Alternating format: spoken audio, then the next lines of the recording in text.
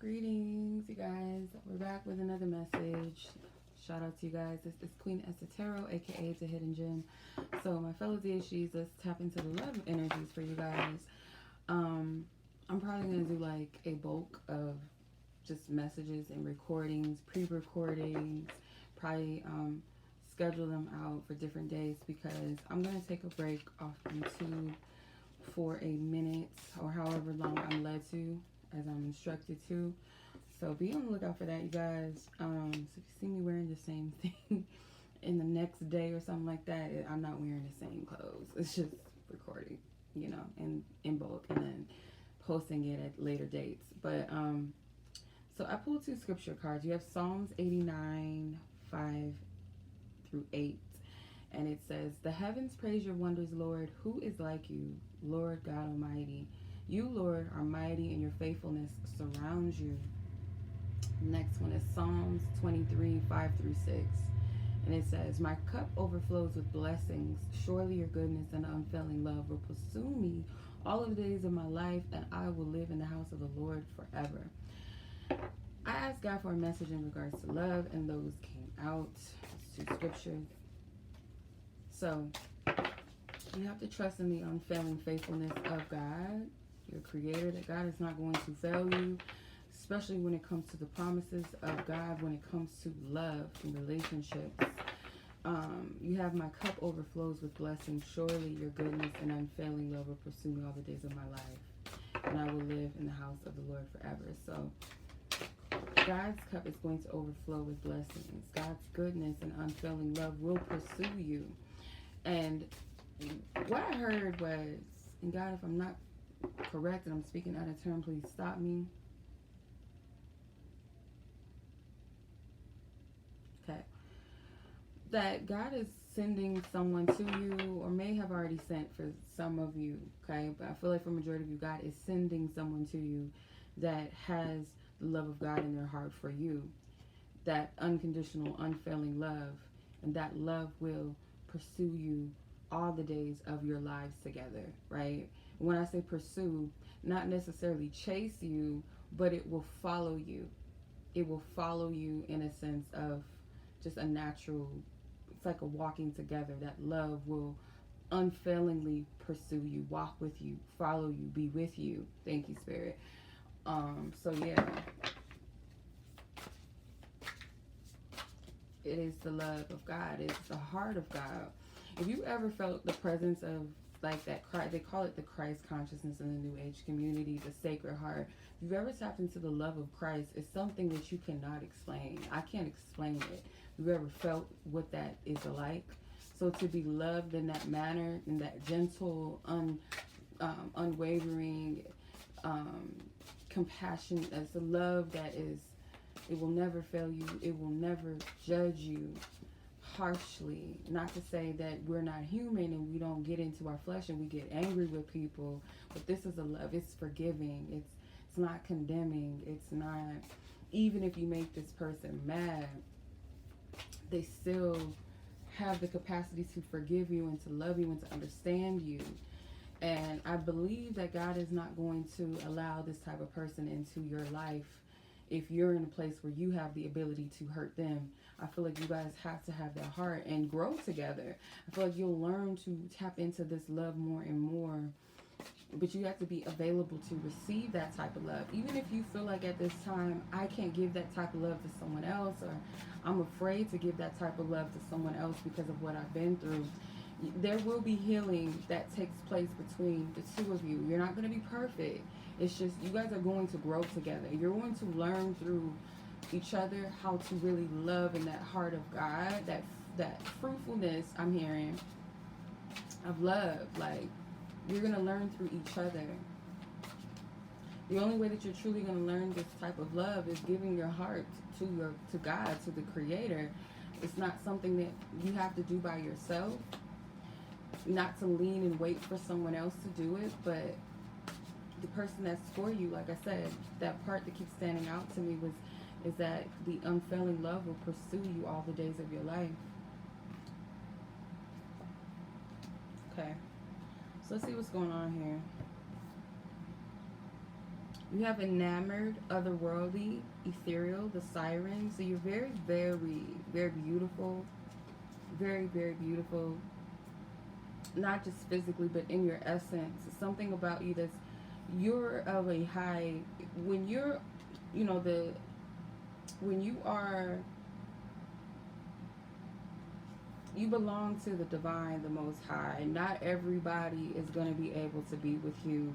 Not everybody is going to have the capacity to love you or to even be in your presence for long. They may be enamored, they may lust, they may desire, they may want to be with you or be what you need, but something in them is not going to be able to give it to you.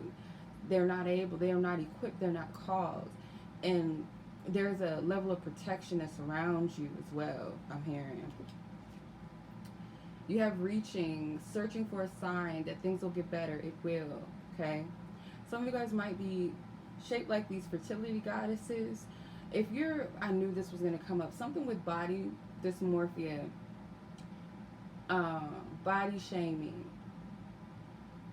If you have dealt with body issues as a child, as a young girl, a little girl, adolescence, teenage, whether you grew up very thin or very full and you were shamed for being too skinny or being too thick, even as a woman, as an adult, you may still deal with that.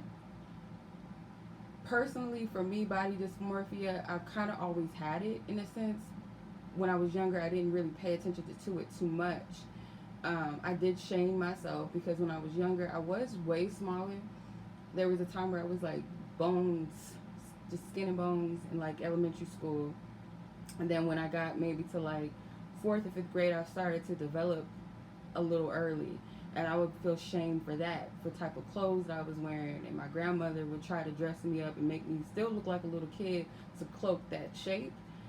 Then when I got older, I was shamed and told that I wasn't thick enough for some, you know, one man in particular. And he was always tearing me down. Then when I gained weight, he was tearing me down. So being at this age now, I'm in my 30s, my body has developed in a way that I'm not used to, and I shame myself for that sometimes. So for some of you, you may feel like something's not right with you because you've always dealt with this.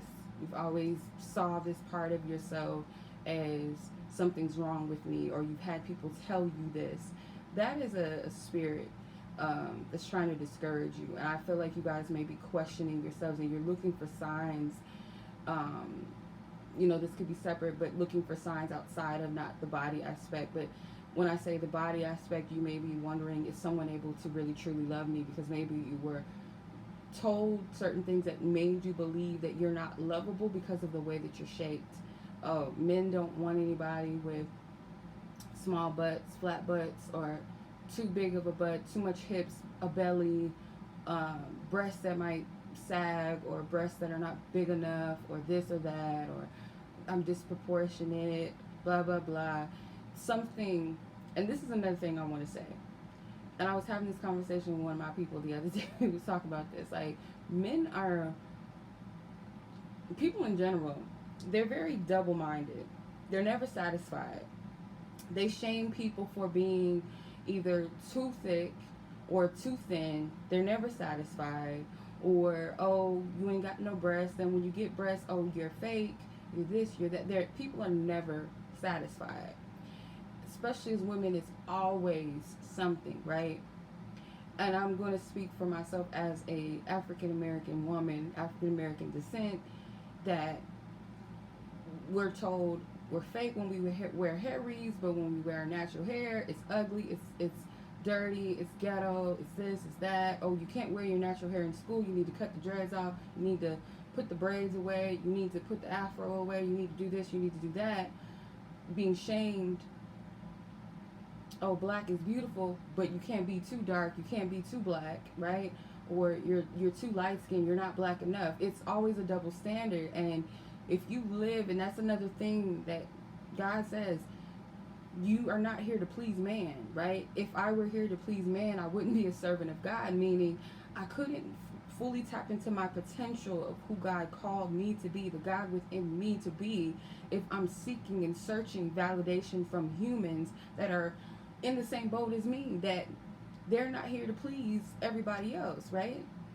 You're not a servant to people and what they think and what they want, because human, they switch up. They say in the Bible, God is not a man that he should lie. I don't want to use the man meaning human. God is not like human that they should lie and backtrack and be like, oh, you ugly. Oh, no, you're beautiful. That's not how it works.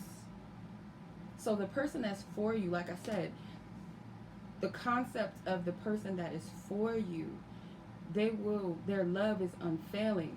That key word, unfailing. Look up what the word unfailing means.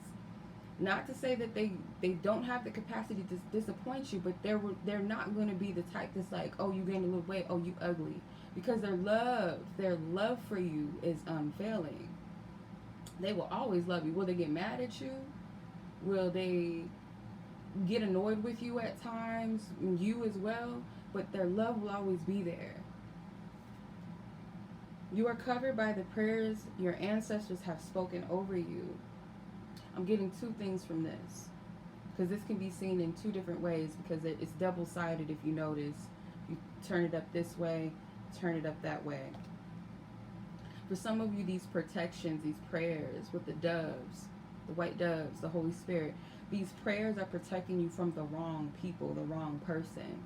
And for some of these prayers might have been demonic prayers, like to keep women cloaked, or to keep women stuck. You know, it could have been unintentional. Maybe one of your ancestors was kind of a dark person and they didn't really believe in love, or, you know, everyone in my family, I feel like it's best to preserve our bloodline by doing this, and that. Some type of restrictions being placed.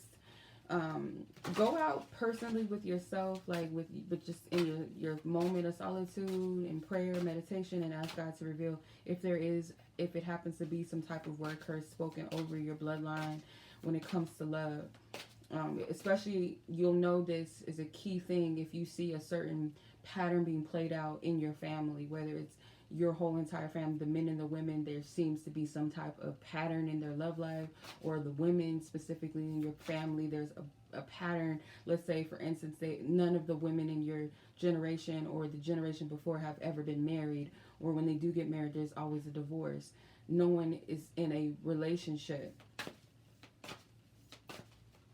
Or let's say, it's making me think of Eve's Bayou. This is one of my favorite movies. Eve Bayou, Samuel L. Jackson, Lynn Whitfield, I can't remember all the other ones. Journey Smollett when she was little, and Megan Good when she was young as well.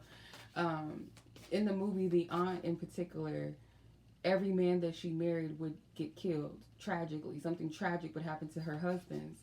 And she went to a witch doctor, and the witch doctor was like, you're a widow, basically you have this widow curse on you, that no matter what man you fall in love with or marry, they always die. But she broke that curse, and I believe it had to happen through her brother, which was kind of messed up, but I'm not getting like you got to do all of that. You don't got to do all that. You have deception and envy that flew out of the deck.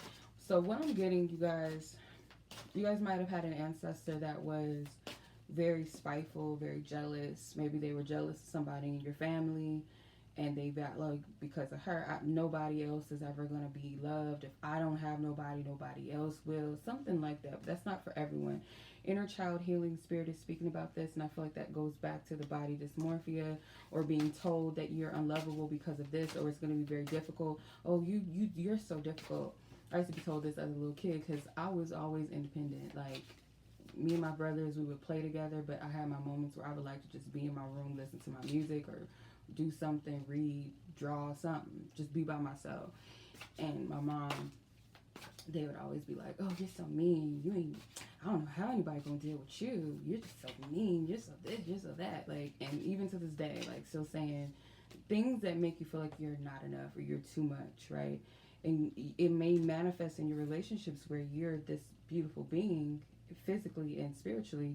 People coming up to you and maybe being with you, or when it gets to a certain point, then they fall out of the way. They just fall to the wayside. You're like, what did I do wrong? And it goes back to that inner child wound. But you have to see it that it is not that. And maybe you got to check the people that are saying certain things to you, because they might be seeing something in you that you don't see.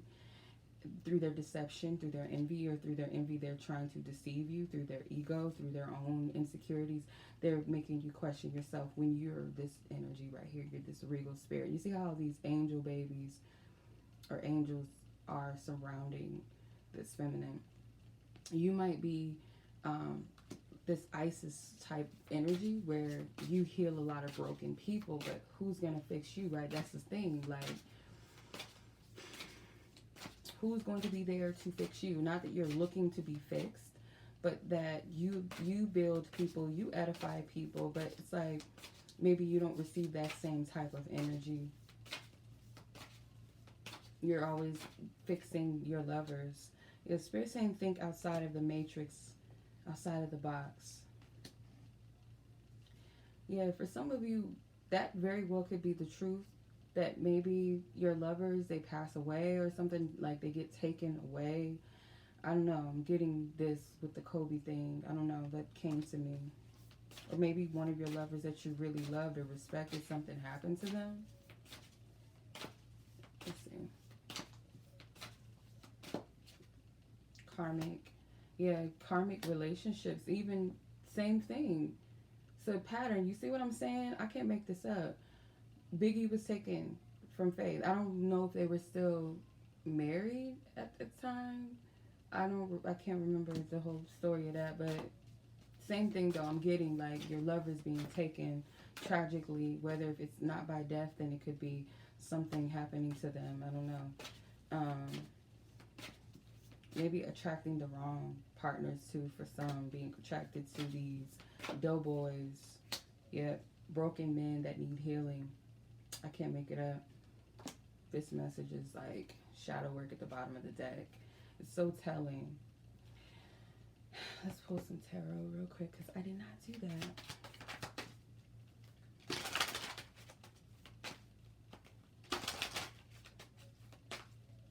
Yeah, you're here to break the karmic cycle.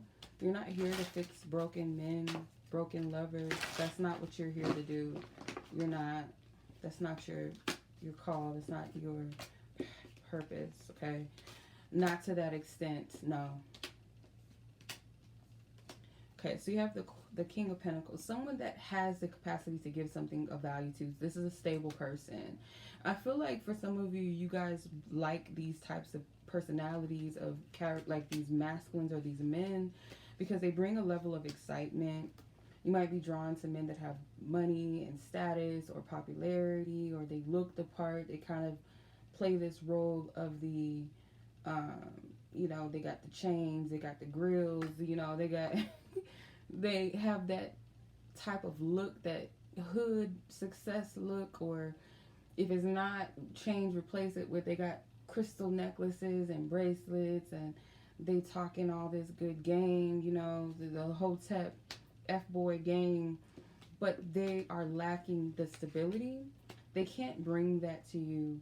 See, the person that is for you is meant to bring some level of peace. And I feel like when you're in these connections with these people, it makes you feel confined. It makes you feel restricted. But it is a reminder of things that you are to heal.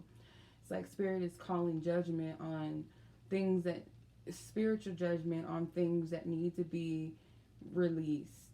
It's like these things are coming to your awareness again, or these cycles are repeating so that you don't have to follow them again. You don't have to repeat these same cycles. I'm hearing something with Michael Jackson. Something about Michael Jackson, maybe music or something, a song, something with Michael. I'm hearing like an old record playing, The Emperor. This is connected to your father as well. For some of you, that you didn't feel that security, that protection, that feeling provided for, in a sense, like not just material. For some of you, you might have watched your mother struggle and always watched men fail her, or your father fail you and your mother, or your siblings, if you had multiple siblings or something. Like, you watched this father figure fail you financially. They never showed up, so it made you feel like this independent woman. The Queen of Wands came out, so this independent, like, no, I'm gonna get it on my own. I don't like no help from, I don't care if it's a friend or family, I don't want no help from nobody.